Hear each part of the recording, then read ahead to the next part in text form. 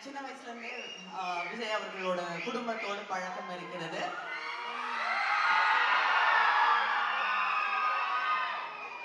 அதனால இந்த இடத்துக்கு இன்னைக்கு ஒரு கிட்டத்தட்ட எல்லாரும் கொண்டாடக்கூடிய ஒரு மிகப்பெரிய நட்சத்திரமாக வருவதற்கு அதற்கான உழைப்பு, அதற்கான பாதை எல்லாமே அவருக்கு தெளிவா புரிந்ததால் தான் அதை செய்ய முடிஞ்சிருக்கு.